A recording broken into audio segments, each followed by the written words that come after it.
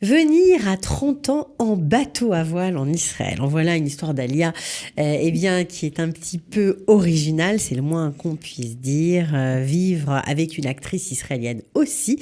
Donc restez avec nous, ça va sûrement vous séduire. Ils ont relevé le défi de l'Alia. Alia Story, c'est vous, c'est nous. J'ai presque tout dit, mais je n'ai pas raconté les détails. Bienvenue et bonjour Jean-Jacques Cohen. Bonjour Cathy. Comment ça va ? Ça va super bien. Bon, alors aujourd'hui vous êtes directeur marketing d'un journal francophone bien connu, Israël Magazine, mais vous avez fait plein d'autres choses dans votre vie. Vous êtes revenu en Israël il y a 6 ans, mais lorsque vous aviez 30 ans, vous qui étiez prof de plongée sous-marine, vous avez pris un voilier, rien que ça, et vous avez accosté en Israël.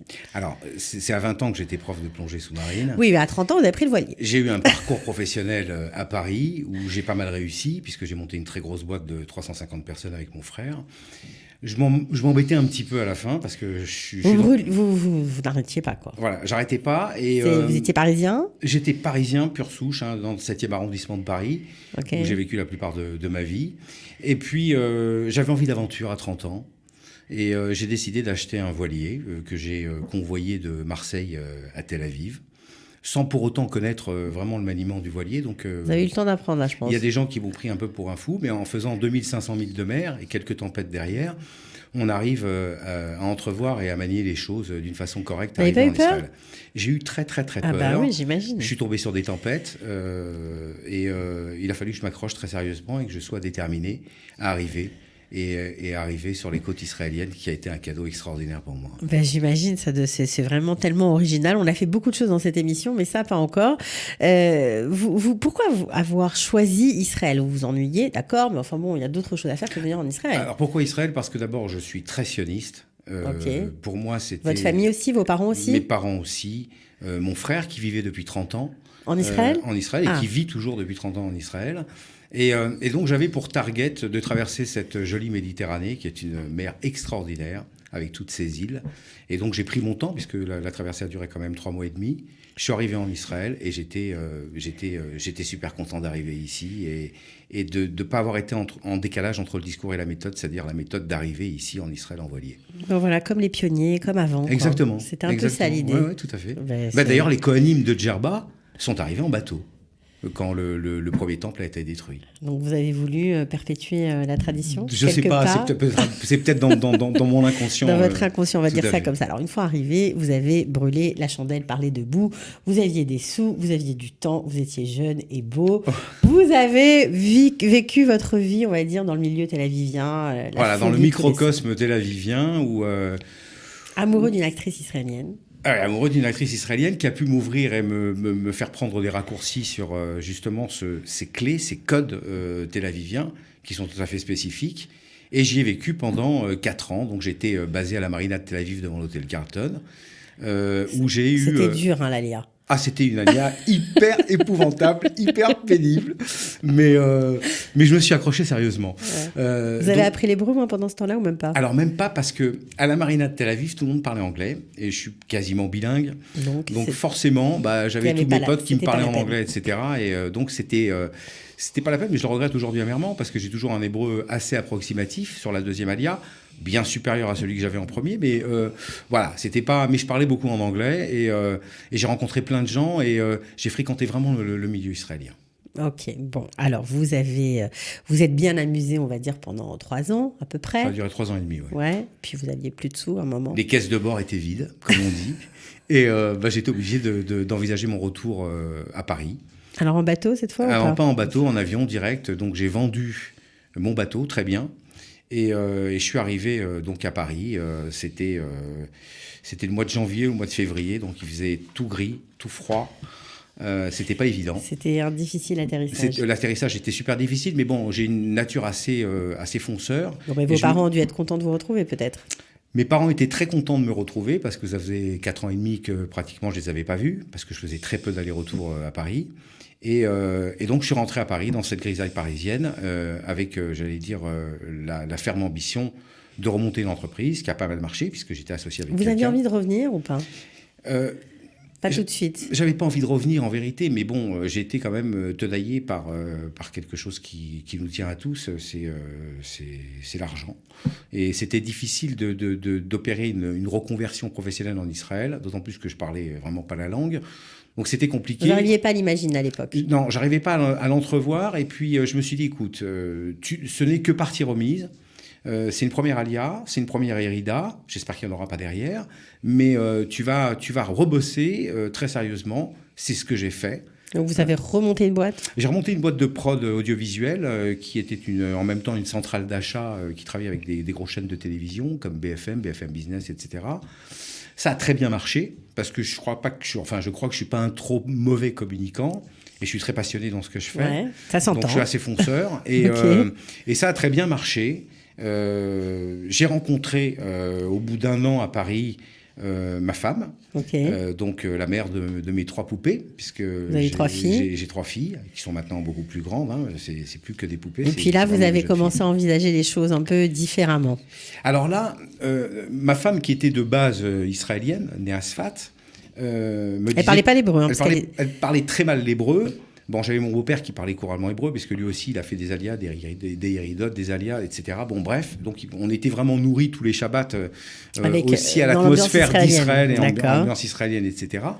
Et donc, chaque année à Pessah, vous connaissez le fameux adage, l'an prochain à Jérusalem. Ça n'a pas été à Jérusalem, ça a été à Ramat Gan.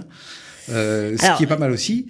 Pourquoi vous avez finalement décidé de revenir avec vos enfants? Qu'est-ce qui s'est passé? Justement, dans la question, vous donnez aussi la réponse. Je ne voulais pas que mes enfants grandissent en France. On est parti à peu près à l'époque de l'attentat de Toulouse. J'avais pas envie que mes enfants grandissent. Vous avez été bouleversé par ce, comme nous tous. Oui, mais c'est pas ce qui m'a fait monter non plus en Israël. Parce que je vivais quand même dans un quartier relativement privilégié. Le truc, c'est que j'avais pas envie que mes enfants grandissent en France et envisagent leur vie en France. J'avais envie vraiment qu'ils découvrent cette terre, qui me cheville, j'allais dire à corps, comme ma femme à l'époque.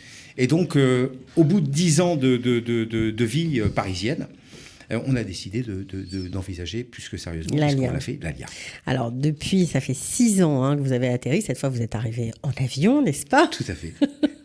Avec votre femme et vos enfants. Et vous vous êtes tout de suite installé à Ramat Gan. Tout à fait. Je me suis installé à Ramat Gan. Et vous y êtes resté? Et j'y suis resté, mais j'ai fait monter mes parents en même temps. Okay. C'est-à-dire que mes parents avaient 80 ans à l'époque. Ils connaissaient pas spécialement Israël? Ils connaissaient, si. Un petit on peu. avait fait beaucoup d'allers-retours, etc. D'accord. Mais quand je leur ai fait envisager de monter en Israël, ils étaient en train d'envisager de passer leur retraite éventuellement sur la Côte d'Azur. Ouais, donc vous non, ça vous donc on a traversé quand même la Grande Mare au niveau de la Méditerranée, mais j'ai su les convaincre de venir en Israël et de s'y sentir bien, puisque maintenant ça fait 6 ans et demi qu'ils sont là. Bon, je viens de perdre mon père. Nissim Ben Esther Cohen. Mais ils ont été accueillis ici d'abord par rapport à mon frère qui habite depuis 30 ans ici. La famille, on va dire que la famille s'est réunie en Israël. Tout à fait. Alors, ce qui est intéressant, c'est que vous avez débarqué dans un quartier très connu quand même, Ramat Gan, près de Tel Aviv. Mais vous m'avez confié que c'était un quartier avec une forte présence perse et iranienne ou irakienne. Iranienne et irakienne, bon, forcément. Alors, il y a beaucoup de francophones ou pas? Parce qu'il paraît qu'il y en a quand même des francophones. Alors oui, il y en a, mais pas sur la partie où j'habite. Moi, j'habite plus à Baronne-Navé, donc c'est frontalier avec Nebrak. Vous avez plus de francophones du côté de la Bourse. Okay. D'accord. Donc moi, du côté, quand on entend parler français dans le quartier, on fait chéri à nous. Donc il n'y a pas beaucoup de francophones. Comment ça se passe la cohabitation? Écoutez, avec ces deux communautés? Moi, je trouve que ces communautés sont fabuleuses. Elles sont très spontanées. Chaleureuses.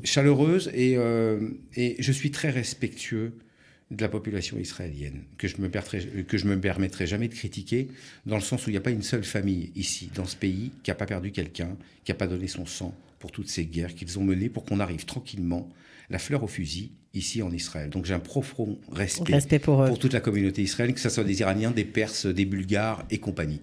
Donc on est arrivé à Ramat Gan. Oui, allez-y. Mes enfants ont été parfaitement intégrés dans des écoles israéliennes. Okay. Tout de suite. Pour rappel, parce que c'est super important pour tous les gens qui nous écoutent aussi, mes enfants étaient dans une école privée à Paris, juive, avec des classes de 7 ou 8 personnes. Ils sont arrivés ici à 35. sans parler un mot d'hébreu.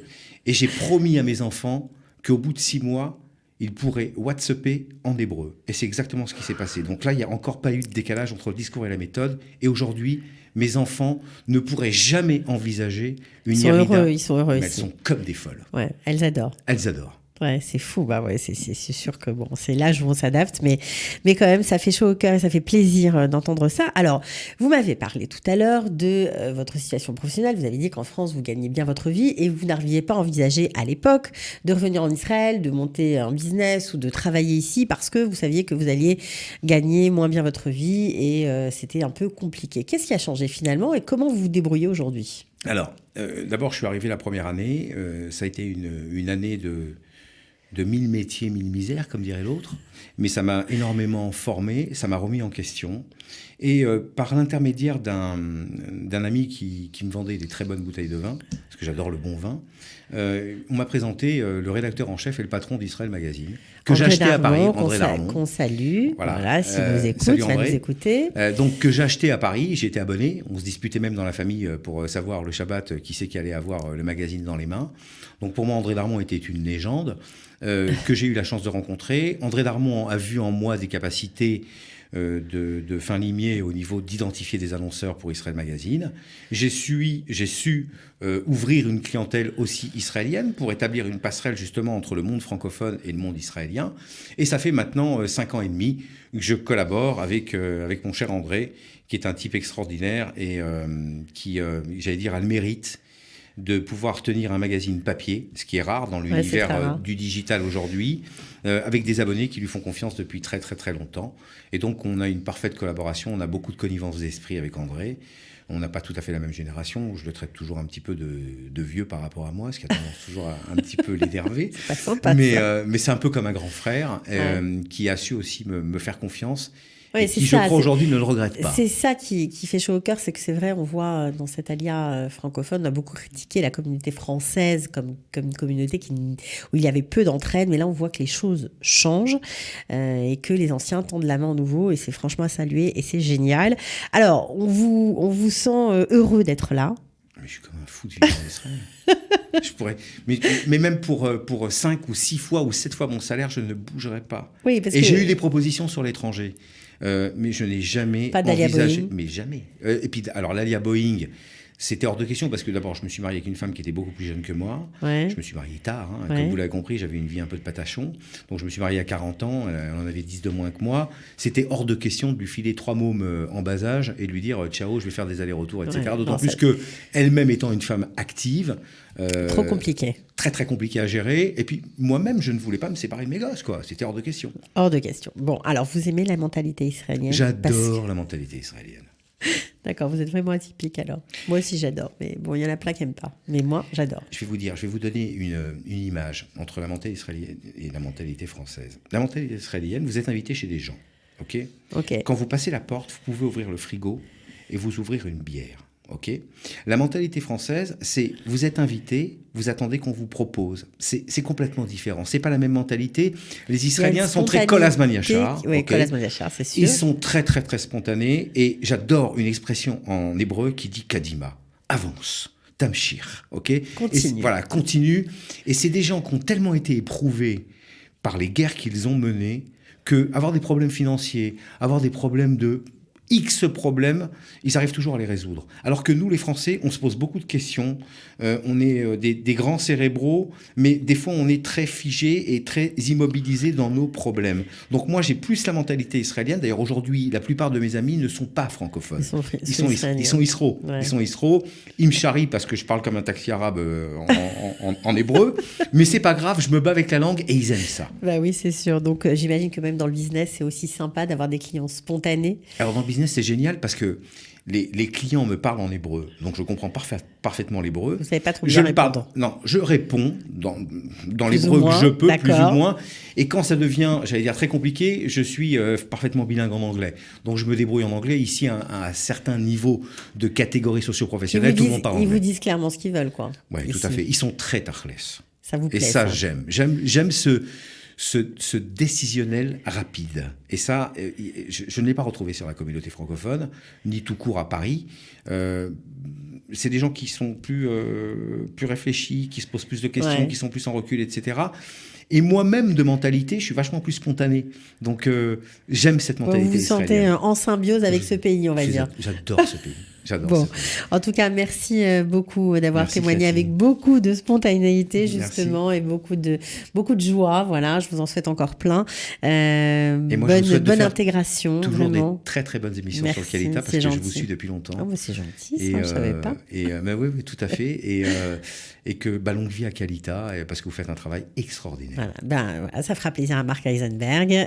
À bientôt, en tout cas. À très bientôt, Cathy. Ciao. Ils ont relevé le défi de l'Alia. Alia Story, c'est vous, c'est nous.